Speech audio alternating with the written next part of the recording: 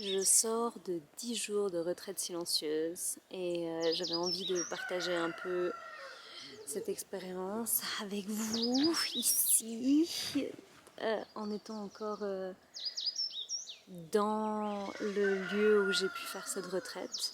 Cette retraite s'appelait Hydraya Family et a eu lieu au Mexique. C'est pas un vipassana parce que tout le monde fait des vipassana. D'ailleurs, j'avais regardé à faire un vipassana et finalement, j'ai pas fait un vipassana. Mais ouais, oh, c'était intenso. Donc, je pense que je vais faire un complément de vidéo ailleurs, étant donné que c'est difficile pour moi de parler maintenant.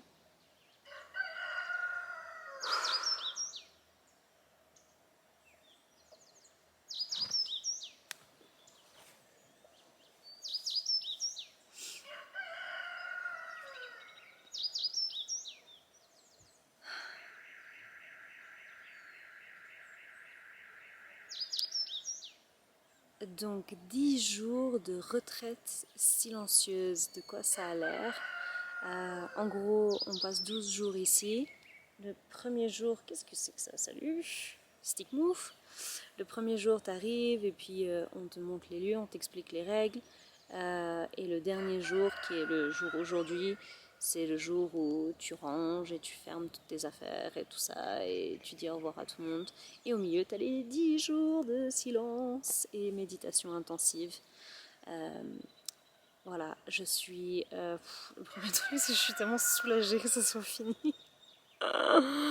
Même si le pire, c'est que je suis venue ici parce que, à la base, donc j'ai cette histoire avec un mec et puis ça n'a pas marché et on a eu une conversation qui était une très belle conversation mais de ok on va arrêter d'essayer d'interagir parce que ça marche pas en gros ça fonctionne pas comme on voudrait et donc on va arrêter de se prendre la tête et d'essayer de faire fonctionner ça et en fait je sentais vraiment genre j'ai besoin de connecter à moi-même, j'ai besoin de connecter à mon cœur, j'ai besoin de je sais pas, il y avait une espèce de faire le point, de faire un nettoyage, je sais pas trop. En fait, je savais pas exactement ce que j'avais besoin, je savais juste que j'avais besoin de connecter à mon cœur. Et je tape retraite, et 3 jours après que j'arrive à Saint-Christobal, il y avait cette retraite de prévue, où j'ai écrit d'ailleurs, il y avait de la place, et c'était pas trop cher. Euh, et, euh, et c'était, le thème, c'était connecter à son cœur. J'étais ok, alors si ça c'est pas un signe, j'y vais. Et du coup, ouais, pour être transparent, c'est combien? C'était un peu moins de 700 $, je crois, pour les cours, le logement, la nourriture de 10 jours, de 11 nuits, 12 jours. Donc franchement, je trouve que ça va, en règle générale. C'était tout à fait abordable. De toute façon, quand tu voyages et que tu restes en auberge de jeunesse et que tu manges dehors ou quoi, tu dépenses facilement la même chose. Non, quand même un peu moins. Bon, bref, on s'en fout, ça c'est pas le thème de la vidéo. Regarde, je recommence à parler et je suis là, blablabla.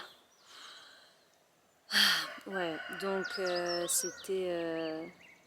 on avait le droit d'écrire, c'était le seul truc, mais sinon évidemment, pas de téléphone, pas parler, pas se regarder dans le miroir, genre le truc trop chelou, et j'étais là, c'est hyper bizarre que, tu sais, je me manque à moi-même. Genre ça me manque de me voir. C'est vraiment un truc chelou quoi. Euh, Pas de tabac, pas d'alcool. Et puis la nourriture était sans gluten et sans sucre. Mais la mère cuisinait vraiment super bien. Ah ouais, puis c'est une famille, c'est trop chou. C'est une famille qui a ouvert ce centre avec les préceptes d'une autre école de yoga qui existe au Mexique et en France.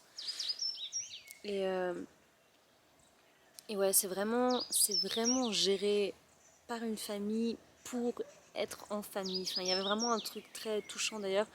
Je me sentais tellement heureuse parce que la mère, elle nous regardait dans les yeux, alors que t'es pas censé regarder qui que ce soit dans les yeux, quand elle nous faisait des signes par rapport à la bouffe. Et puis j'étais là, oh, quelqu'un qui me regarde, je me sens aimée, quelqu'un qui m'aime.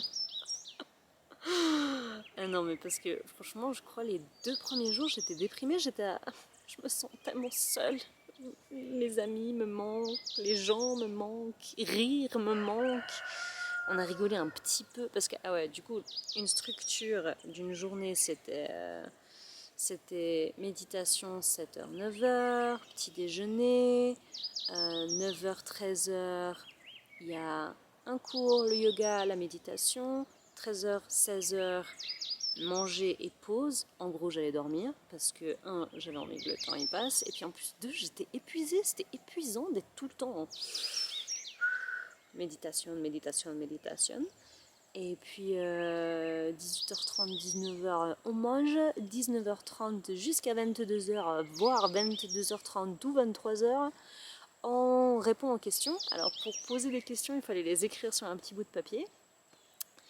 Et donc pas on répond, les profs répondent, font un cours et ensuite dernière méditation. Encore méditation, méditation, plein de méditations. Ouais, bon, en tout, ça faisait entre 5 et 6 heures de méditation par jour, mais une dizaine d'heures peut-être assis dans cette salle de cours à soit écouter des trucs sur la méditation ou méditer, ou sur la non-dualité, sur l'essence même du monde, sur plein de théories spirituelles. C'était hyper intéressant. Et d'ailleurs, j'étais très contente qu'il y avait ces cours. J'étais, ah putain, mon esprit, ça lui manque d'entendre des choses. Et puis, les profs étaient touchants et intéressants. Donc, et puis j'aimais bien les sessions de questions parce que des fois les gens ils posaient des questions, mais j'ai l'impression de voir leur personnalité à travers leurs questions. Mais voilà. En tout cas, c'était une expérience qui était. Pour moi, c'était pas aussi profond spirituellement que ça l'a été pour d'autres gens, par exemple. Mais c'était pas mon but. Mon but, c'était un peu de me recentrer, c'était de clarifier ma route. Je me suis beaucoup vue, j'ai vu un peu mes patterns, un peu ce que j'ai tendance, dans quoi j'ai tendance à tomber. Comme je suis tout le temps en train de projeter dans le futur, j'ai de la peine à être dans le moment même. Toute l'idée c'était de ne pas être en train de faire, mais en train d'être. Et toute la résistance que j'ai par rapport à juste être, l'impression qu'il faut que je fasse quelque chose. Quand je suis juste, j'ai l'impression de tomber dans une espèce de dépression, et le fait de faire me donne la sensation de pouvoir fuir cette dépression. Donc j'ai aussi dû faire face à des attaques de panique, de la colère, de la tristesse, des insomnies, des problèmes de digestion. Enfin, c'était assez intense physiquement, et puis mentalement, c'était pas tellement d'être en méditation. C'était ça, franchement, étonnamment, ça allait. C'était juste que le fait que la journée n'a pas d'excitation. Il n'y a pas de gros pics, de discuter avec quelqu'un, de tomber amoureuse, de boire de l'alcool, de manger du sucre, de se promener, de voir des trucs super animés, enfin, d'être dans la nature, j'ai pas tant que ça l'habitude. Et puis la nature est très paisible et stéo, je sais pas comment tu dis stéo, immobile. Et, et cette immobilité, en fait, je me rendais compte qu'elle me faisait peur, en fait. Ou c'est même pas qu'elle me faisait peur, mais c'était désagréable. C'est désagréable toujours. Je pense moins. Enfin voilà. Donc je suis curieuse de voir un peu comment je me sens d'ici quelques jours. Et peut-être je ferai un petit complément de vidéo, mais j'avais envie de faire au moins une vidéo d'introduction en étant encore dans cet endroit qui est quand même trop beau. Franchement, et en plus il fait frais, donc c'est agréable pour le Mexique, parce que sinon il fait tellement chaud partout. Voilà, donc je vais faire un complément, un de ces quatre. Et merci de m'avoir écouté. Je vous embrasse.